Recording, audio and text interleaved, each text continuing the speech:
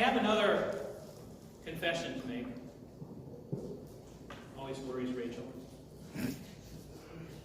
We already know that I watch more TV, more movies than I probably should. And I love caper movies. Specifically, I really enjoy a movie about a complex, clever, and complicated con. And the best of those kinds of movies have the protagonist running the con for a righteous cause. Something, think of The Sting, if you're in the right generation. And I think I like those because I can watch them with a pretty clear conscience, actually.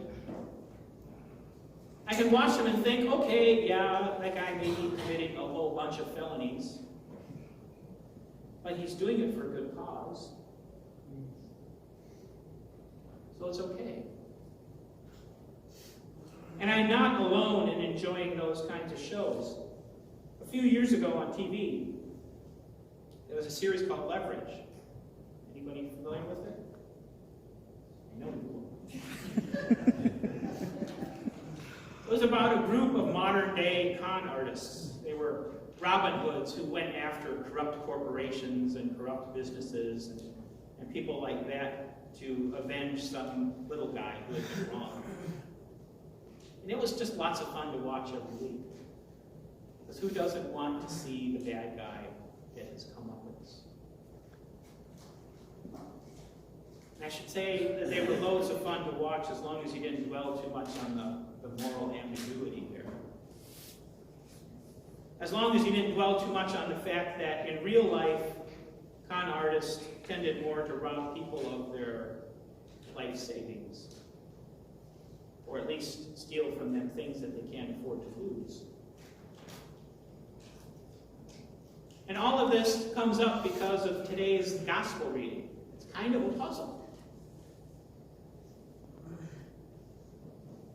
Because when you strip it of the differences in culture between now and 2,000 years ago, if you put it in updated terms, what we have is a story about a business manager who's accused of stealing from his employer. And when he gets called on the carpet, he panics because he figures, I don't know how to make an honest living. I can't dig ditches, I can't do stuff, like common people do. What am I going to do? So the money manager, business manager, comes up with another con. This one's going to cheat his employer out of still more money. And it's going to get him in good with the clients so that maybe they will give him a place to go when he gets thrown out.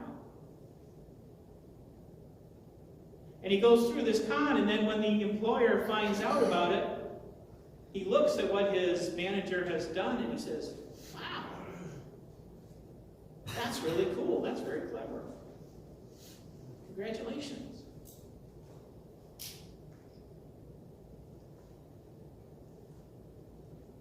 And Jesus tells this story. Sometimes you can tell something about a story by looking at where it falls within the gospel. And Jesus tells this story right after he has told several parables about how heaven rejoices when a sinner repents. And then he tells this story, and it doesn't condemn what the manager did, and it doesn't say anything about the manager repenting. So we read it and we think, what's going on here? Now, if you've read a lot of Scripture, particularly Old Testament Scripture, you might know this, but I will tell you anyway.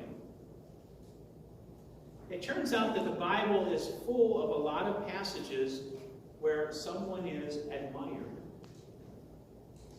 or at least given a pass by God, for very sneaky, morally ambiguous actions.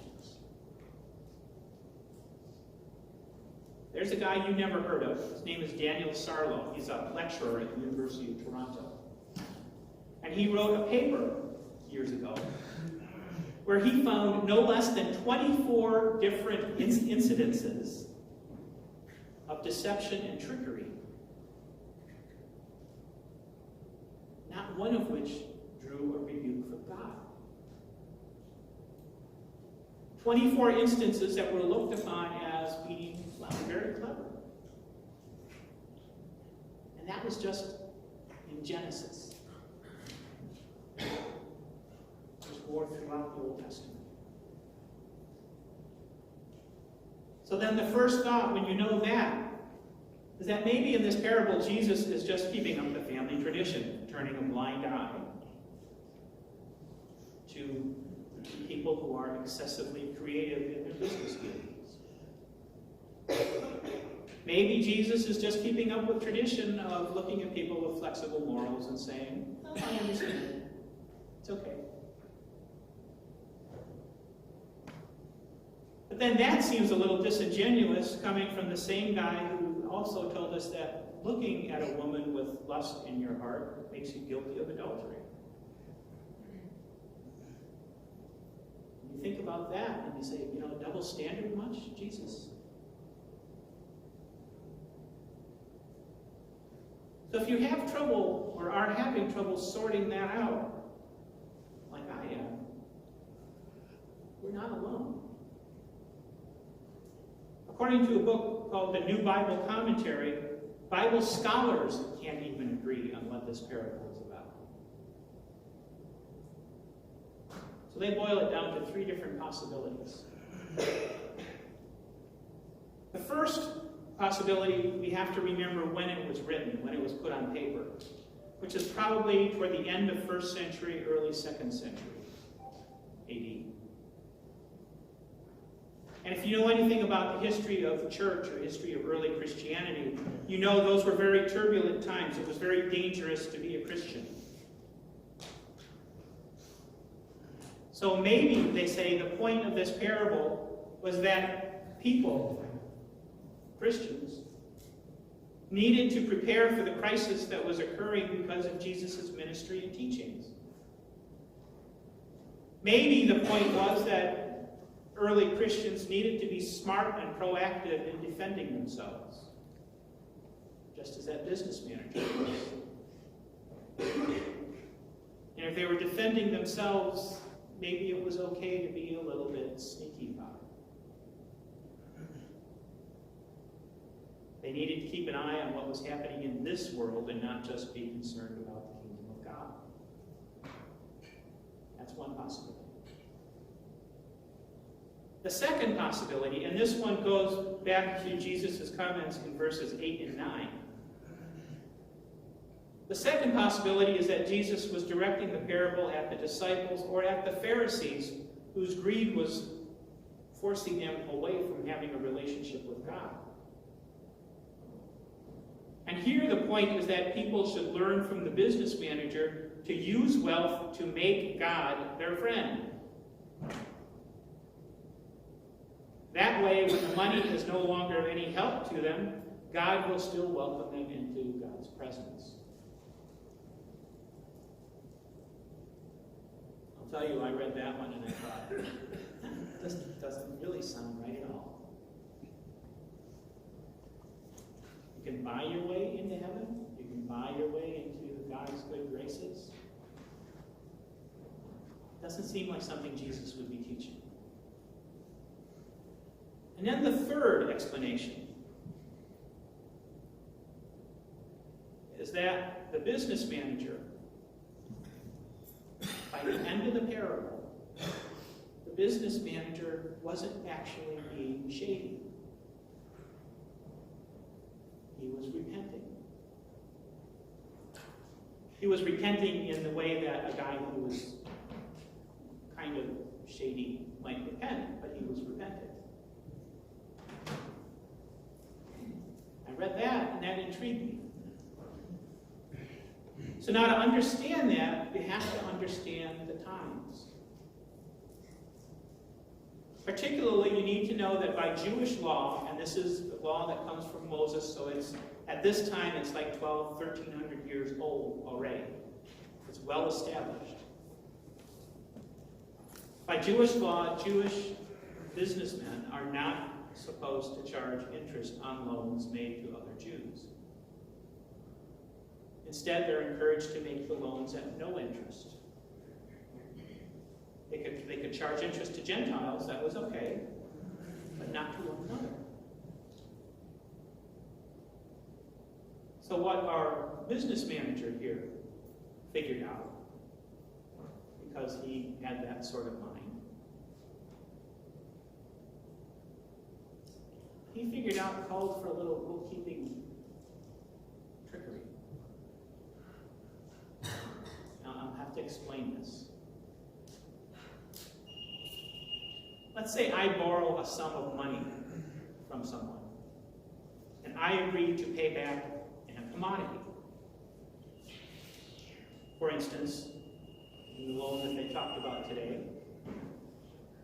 if I borrowed a sum of money from this guy's business, this guy's boss, I would agree to pay back 100 gallons of olive oil. In the money of the day, that was equivalent to about 100 denarii, which was about $15,000. Now, the trick is, I only borrowed $7,500.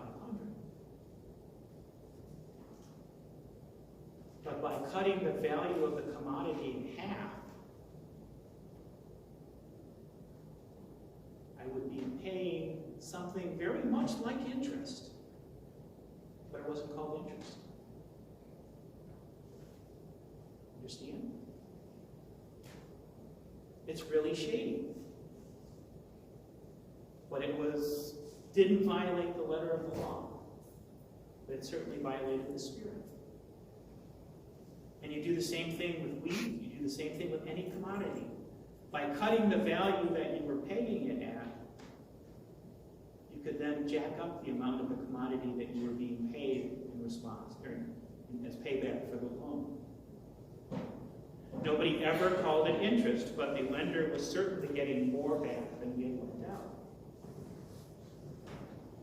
So according to this theory, what the manager did was he went back and he had the contracts rewritten to take out that interest, to peg things at the correct value for the commodity. And it so happens in both these transactions that change was worth about 50 denarii each one. But by doing that, he made the contracts actually legal. No longer charging interest. And by having the borrowers make the changes to the contract, he took himself out of the loop in case the deal went sideways for some reason. So what happens then is the business manager looks at what, or the business owner rather, looks at what his crooked business manager did. And this guy was smart. He understood this flim-flam that goes on with interest. He looks at that and he says, wow, you just made these contracts legal. You made these guys your friend. You made me look like a good guy. And you got them to change the contracts in their own handwriting. Now that is some sharp wheeling and dealing.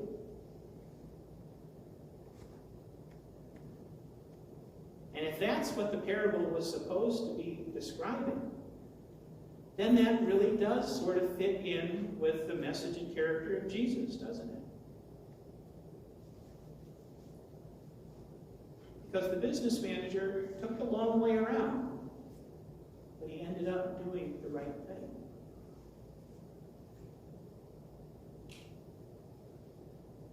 And we can only assume now that the manager, who is very relieved because he's not going to have to dig ditches for a living or play three-card Monte on the street corner, maybe learned his lesson.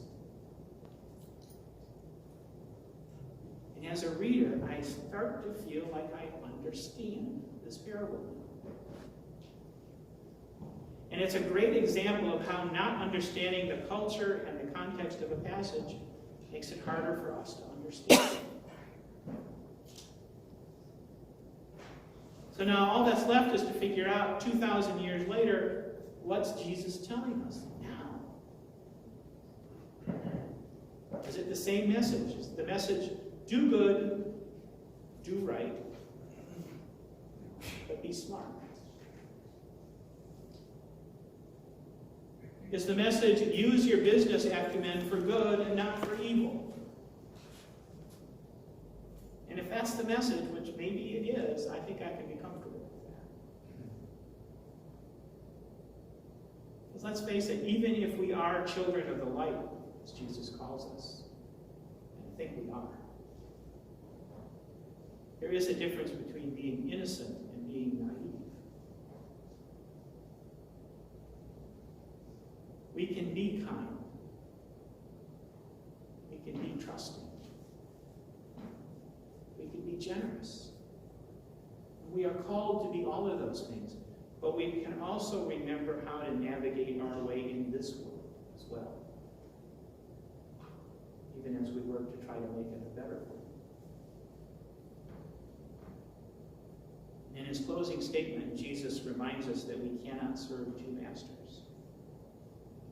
If we try, we only end up shortchanging one another. So the trick is to learn how to navigate through this world while always keeping an eye on the prize, which is the kingdom of heaven. So we make our deals, but we make them without taking advantage of anyone. We keep our word. And no matter what the temptation might be, we remember that in the end, we are children of the light. Jesus expects us to behave that way.